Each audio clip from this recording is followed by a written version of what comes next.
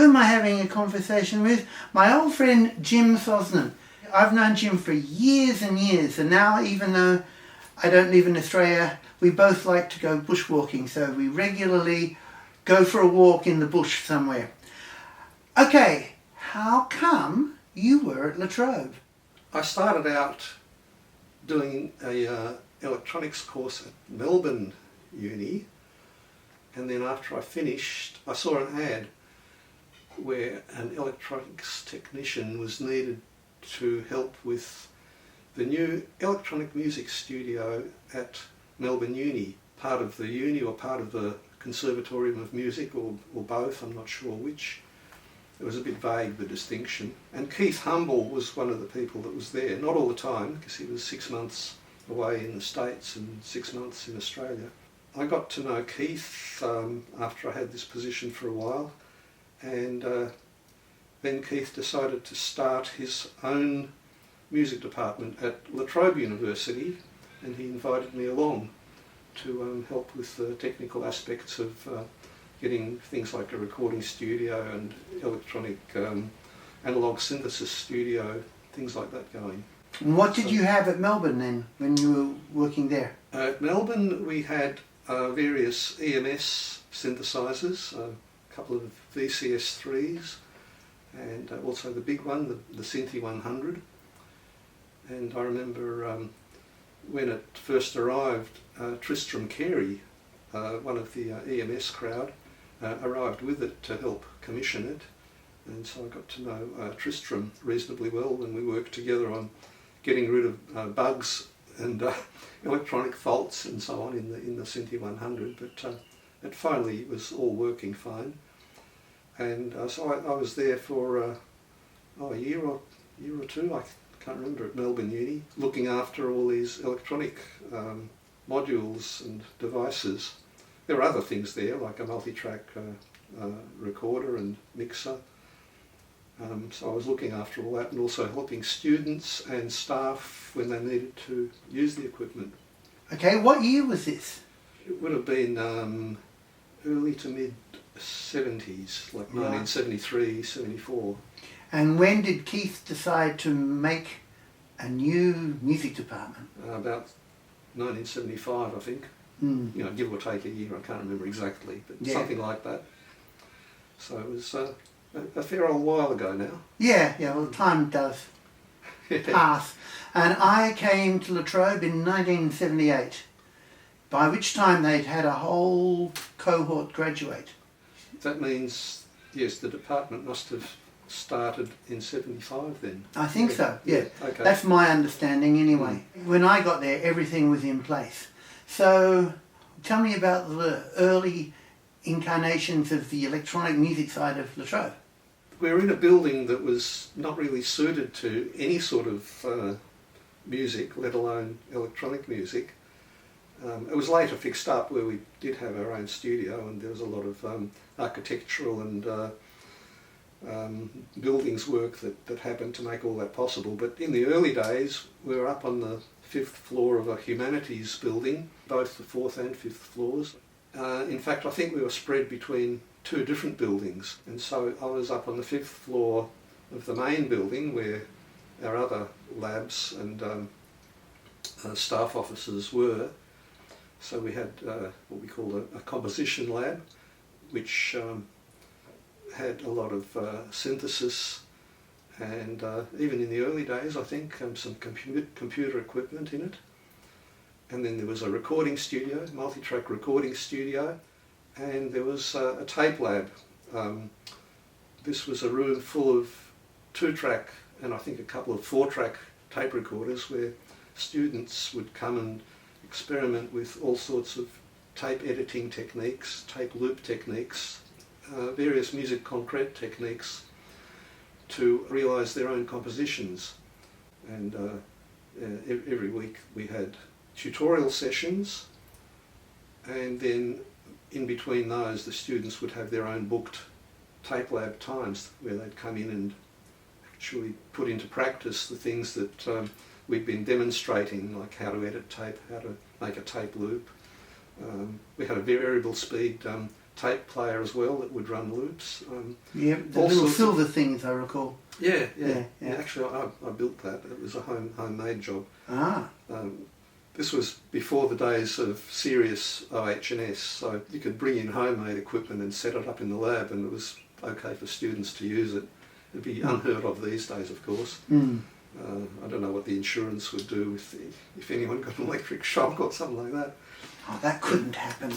As far as I know, no disasters like that ever did happen, but there was always the potential for it. So I look back on those times with gratitude that we escaped any serious accidents of that sort. So anyway, that was the tape lab. The composition lab, I didn't go there that often. Other staff members had more to do with that, but we had some synthesis equipment in there. In later years we had EMS video synthesizer. So anyway, the composition lab started out just with a lot of analogue gear and sort of hybrid digital gear. There was a Daisy system, a Serge system, and we had some Transaudio modules in there as well. Yeah, actually I remember the Transaudio modules were actually in the tape lab on a table down near Julian's office. Oh, there you go. So that's what I remember. They must have moved around a bit. They could well have. So can you tell me about the Transaudio synthesizers? Well, the Transaudio synthesizers started out with a man called Bruce Bryan once visiting the studio when I was at Melbourne Uni in the Granger Centre there. The Granger Centre was where this original electronic music studio was set up at Melbourne.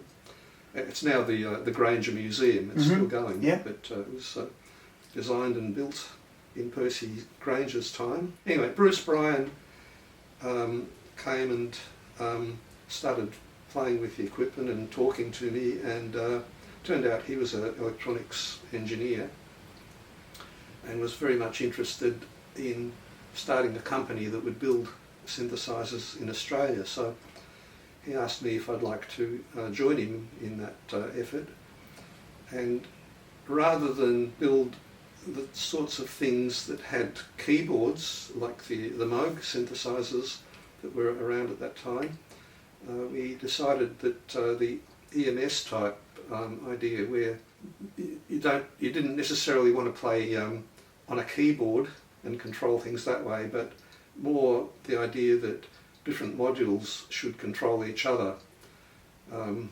Voltage control was the system mainly in use, so we modelled the Transaudio series on the EMS type synthesizer, the VCS3, and also to some extent the larger one, the Synthi 100.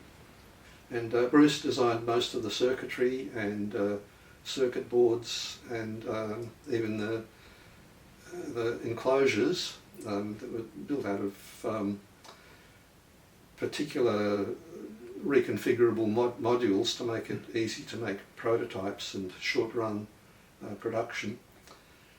And we built a few of these, and so one lot ended up in the tape lab or composition lab, and then there were a few that were sold privately as well to outside people. Yeah, because we had at least 2, possibly even 3 in the tape lab, as I recall, because that was the first modular synthesizers that I actually used, and I would patch them all together. And actually you did have a keyboard at the time, so being a prog rock inspired young keyboard player, I would build all of the stuff, but one keyboard would always have, one synthesizer would always have a keyboard on it.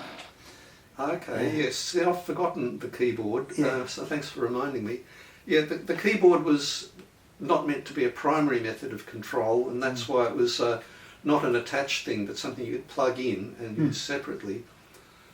But yes, there would have been 3 of the smaller modular synthesizers, because I remember we built 3 and they all went to the Trobe, and these smaller ones had fixed arrangement of the modules in them, all attached to a fixed front panel, and that was quite different to a plug-in modular one that we built as well, where the idea was that you might have more modules than you ever want to use at a time. So there was a main sort of enclosure, frame type arrangement, and the modules would slide in from the front, and you could have up to 8, or it was either 8 or 10 modules at a time plugged into this thing.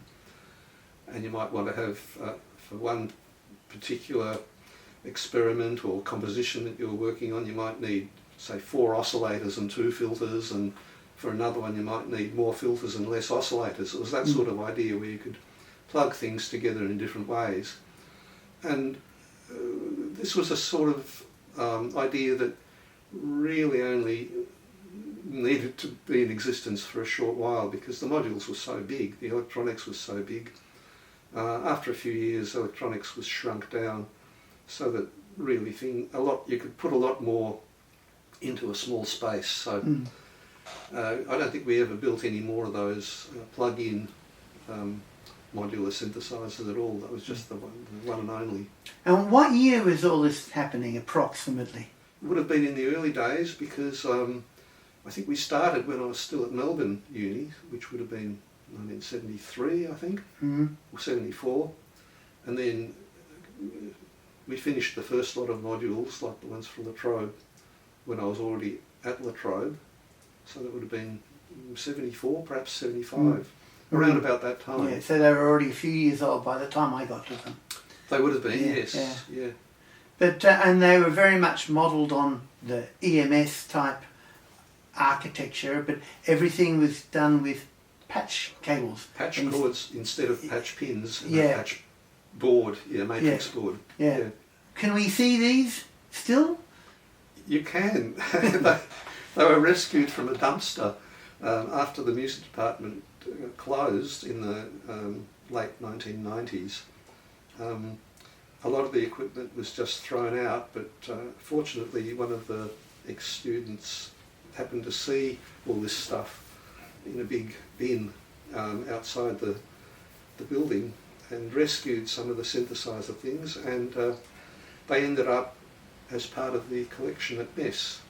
MES is the Melbourne Electronic Sound Studio, which was begun by Robin Fox quite a few years ago now, but it's grown to a much bigger organisation, and they've just recently shifted location to be in a very accessible and central location in Melbourne, in Federation Square. And they've got a big glass-fronted sort of shop front, if you can call it that, and then lots of space inside where they've got hundreds and hundreds of different analogue and digital synthesis systems gathered from all over the world and from all eras, going all the way back to things like the theremin. They've got one of the original theremins built by Theremin himself. I think they believe it's one of the later ones or last ones that he built from the United States when he was living there. And that's in working condition, and people can use it. They can play it, but they can't touch it. Touche. Touche indeed.